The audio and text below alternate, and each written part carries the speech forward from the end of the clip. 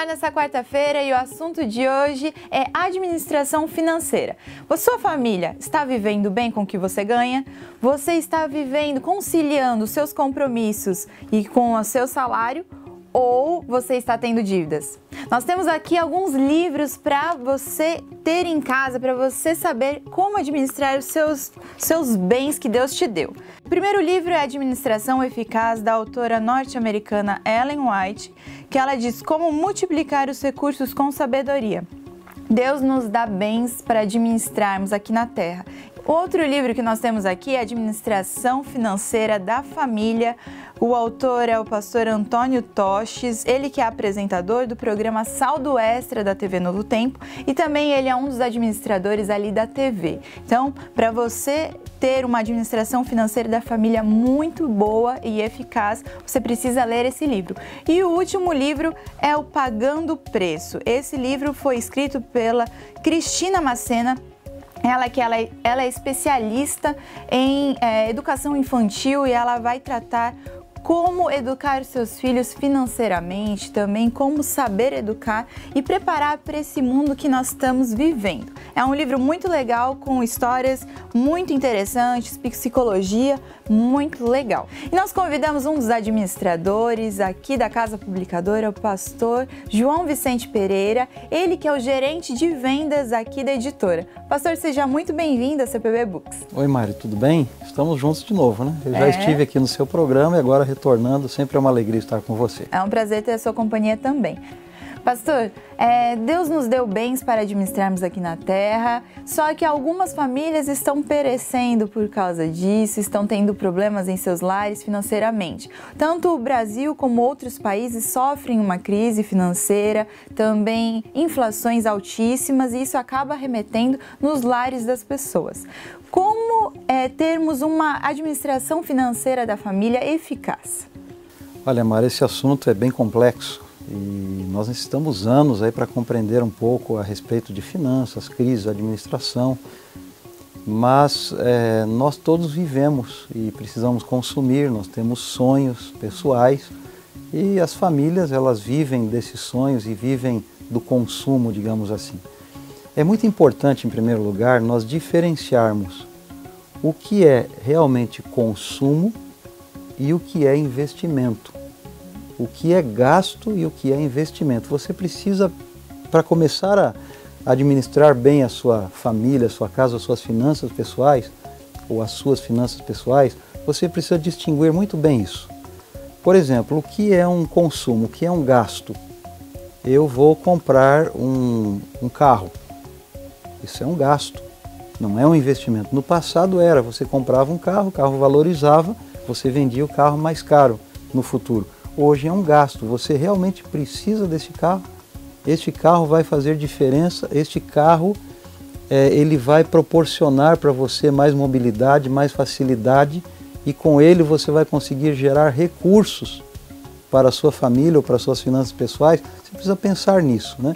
Então você tem que distinguir o que é gasto e o que é investimento.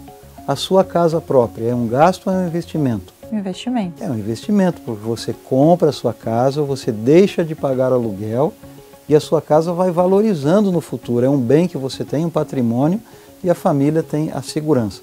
Então é muito importante a gente fazer isso nas coisas grandes e nas coisas pequenas. E aí nós temos que dividir as roupas, o que são.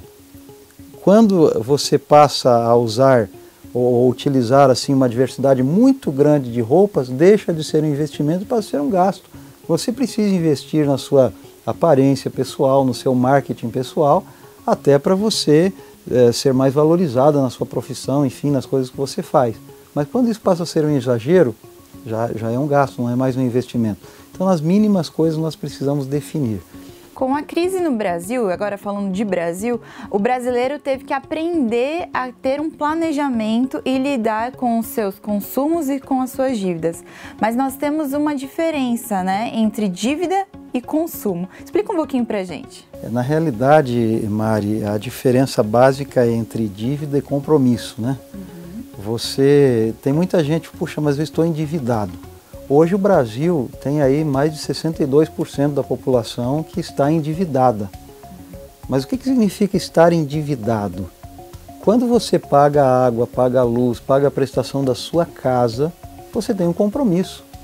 Você tem um salário que pode dar conta de pagar esses compromissos e você fez esses compromissos. Há alguns investimentos e alguns gastos. Mas esses compromissos se transformam em dívidas quando o tempo passa, você não paga o compromisso no momento que você teria que pagar e aquilo ali gerou uma dívida.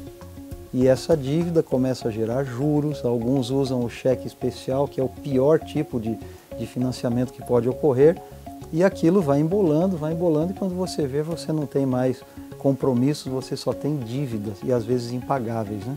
A gente tem que cuidar com isso. Eu tenho vários compromissos, tudo bem, se você pode pagar, não tem problema. Mas quando isso se transforma em dívida, aí nós temos um problema sério, né? Entendi. E com essa crise aqui no Brasil, muitos atentam para a sustentabilidade. Que nem o senhor havia falado, se você tem excesso de roupa, até quanto isso é bom, até quanto isso é algo bom para o bolso do consumidor e também da família. E aí quando deixa de ser quando é um exagero, isso deixa de ser um lucro, isso acaba sendo uma despesa. Exatamente, deixa de ser um investimento, né?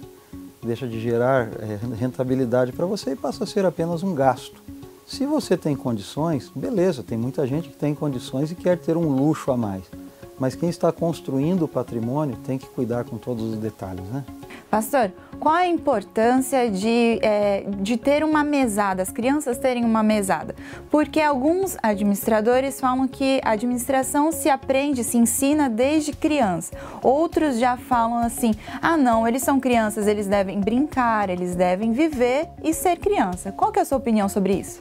Maria, esse é um assunto bastante controverso, eu não quero entrar no mérito da questão. Mas eu acredito, essa é a minha posição pessoal, que você dando uma mesada para os seus filhos, para as crianças, desde quando elas são pequenas, e pode ir aumentando isso no decorrer do tempo, você ensina algumas lições para ela. Você dá uma ideia real de como ela pode encarar a economia no futuro, né? Por exemplo, quando você entrega alguns reais para o seu filho, ele vai ter a ideia de quanto custa uma bala, de quanto custa um brinquedo, se ele gastou, o quanto ele poderá gastar ainda, o quanto ele terá que economizar para comprar aquele brinquedo ou um outro brinquedo. Enfim, ele começa a administrar as coisas e ele tem uma ideia do que é caro e do que é barato. Ele tem uma ideia do quanto ele precisa economizar para realizar os seus próprios sonhos. E com isso ele vai aprendendo a administrar desde pequeno. E também a criança aprende a entender como é importante ganhar o dinheiro, ter o dinheiro. Porque às vezes a gente, quando é criança, pensa que o pai tem dinheiro para tudo. E como é suado esse dinheiro. Sim, ela aprende noções de economia, né? Economizar a luz, economizar a energia, economizar a água. Quando ela tem o dinheirinho dela e ela aprende a administrar aquilo, ela precisa administrar aquilo. Eu me recordo quando dei a primeira mesada para os meus filhos, eles gastaram em 2 dias. Depois eles queriam comprar algo, eu disse, não, agora só no dia 30, só no final. Mas quando, pai, que chega o dia 30? Mais 20 e tantos dias, né? E eles começaram a perceber que realmente eles precisavam administrar aquilo. E foi muito bom para eles e para toda a família, né?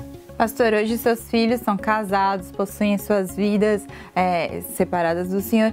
Como foi na infância? O senhor deu uma ideia mais ou menos de como era com a mesada, mas como foi que o senhor ensinou sobre administração financeira para os seus filhos? Hoje eu espero que eles me deem mesada, né? Tá na hora já de Mateus, João, aí fica a dica. Olhem aí, viu, filhos?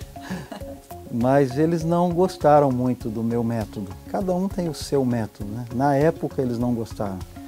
Porque quando eles atingiram uma idade que podiam já desenvolver alguma atividade física, nós já começamos a cobrar isso. Aliás, desde pequeno, olha, lava a louça para a mamãe e você vai receber tanto. Já para eles entenderem um pouquinho o valor do trabalho. Nós sempre valorizamos isso na família. E quando eles puderam começar a trabalhar no colégio, eles foram para um colégio, para um internato da Igreja Adventista, e lá tinha a opção, trabalhar à tarde ou estudar à tarde. Na realidade, eles estudavam de manhã e poderiam trabalhar, exercer alguma atividade no colégio. E tanto um quanto o outro achavam, não, o pai pode pagar os meus estudos, está tudo tranquilo, eu vou jogar basquete à tarde, vou estudar um pouco. E eles tiveram uma grata surpresa, né? Não agradável para eles, mas eles tinham que estudar de manhã e mesmo a gente tendo condições de pagar para eles, para que eles não trabalhassem, eles tiveram que trabalhar e trabalhavam a tarde toda e aí à noite iam para a biblioteca, depois acordavam cedo pela manhã e por alguns momentos, assim, alguns meses eles reclamaram bastante. Mas hoje os dois já me agradeceram, diz, pai, você tinha razão, era isso mesmo, a gente aprendeu a trabalhar, nós aprendemos a administrar. Parte desse dinheiro que nós economizamos, nós retornamos para eles. E eles puderam também equilibrar a vida deles. Hoje os dois são casados e graças a Deus estão aplicando esses princípios aí na vida deles. Foi a mesma situação que a minha, porque eu também tive que trabalhar no internato, eu estudei 7 anos no internato adventista e meu pai também me mostrou o valor do trabalho. Eu agradeço também ao meu pai por essa ajuda. Mas quando eu era criança, meu pai sempre me deu, a partir de uma certa idade, que eu entendia o valor do dinheiro, a partir acho que dos 7, 8 anos, meu pai começou a me dar uma mesada. R$10. Isso na época era uau, você deve ter muito dinheiro até hoje, né? R$10 por mês durante tanto tempo. Então, nós tínhamos uma diferença. Eu tenho uma irmã mais nova, que eu tenho 27, ela tem 26. Então é um ano de diferença. E eu e a Gabriela, nós somos muito diferentes. Nós ganhávamos R$10. Eu, no primeiro minuto, já gastava tudo, tirando o dízimo, que nós vamos falar logo mais, e aí eu gastava tudo. Já a Gabriela reservava o dízimo e guardava os outros R$9. Na Igreja Adventista e em outras denominações, assim como a Bíblia diz, nós reservamos 10% e devolvemos a Deus. Além das ofertas que nós damos conforme a nossa gratidão, também o dízimo é uma forma de gratidão a Deus pelas bênçãos. E a Gabriela era muito diferente de mim. Todo Natal nós ganhávamos um dinheirinho extra e a Gabriela guardando. Quando ela atingiu uns 13, 14 anos, na época, havia sido lançado a câmera digital. Uau. E a Gabriela foi à vista e comprou aquela câmera e eu só olhando. Aí você aprendeu o valor da economia, né? Vai vendo Vocês que ganharam o mesmo dinheiro. Ganhamos sempre o mesmo dinheiro. Só que a Gabriela atingiu a idade, ela tinha o dinheiro à vista. E eu olhando e pedi emprestado um dia essa câmera. E não sei o que aconteceu, estávamos no internato, esta câmera sumiu. O meu pai, eu morava no Paraná, no internato adventista do Paraná, o IAP, e ele falou assim, você vai ter que trabalhar para pagar a sua irmã, porque essa foi um compromisso que você fez com a sua irmã. Mais uma lição, né?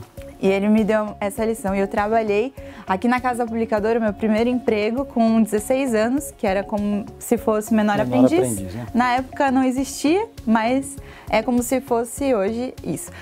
Um mesmo lar, o mesmo dinheiro, duas pessoas diferentes. Qual é a importância do planejamento na vida, na nossa vida? Então, Mari, realmente você se tornou endividado no momento que você perdeu a câmera, né? Até lá você apenas tinha tomado um empréstimo e tinha condições de devolver. Sim. Mas é importante essa pergunta porque nos mostra que nós precisamos, vamos pensar assim de uma maneira bem fácil, fatiar os nossos recursos. Você recebe ali R$1.500, R$2.000, um salário mais ou menos normal, e opa, ganhei R$2.000, estou bem, e bota no bolso e sai gastando aquilo. Mas você esquece que um dia você vai envelhecer, você tem que pensar na sua previdência, você tem que pensar na educação dos filhos, você tem que pensar na realização dos sonhos, nas férias, nos presentes, como você disse, nos natais você ganhava presente. Então você precisa fatiar o seu salário. Quando eu digo você, estou falando para quem está nos ouvindo, né? Uhum. Você precisa fatiar o seu salário. E você tem que pensar ali na previdência, um percentual, normalmente entre 5% a 10% você pode separar para a previdência. Você precisa separar para os seus gastos normais, aí, que vai quase 60% do seu salário.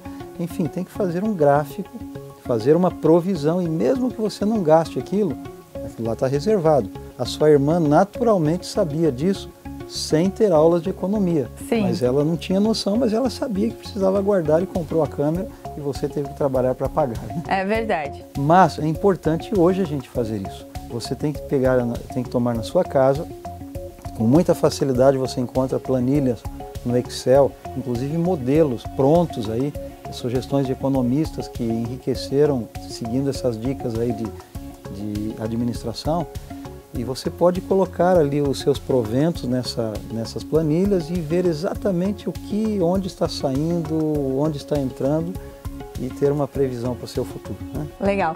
Pastor, muito obrigada por ter aceitado o nosso convite. Nós vamos continuar essa conversa no próximo episódio, porque para a gente entender um pouquinho melhor mais assuntos sobre administração financeira. Pastor, o senhor fica aqui mais uma semana e na próxima semana nós voltamos a conversar sobre esse assunto.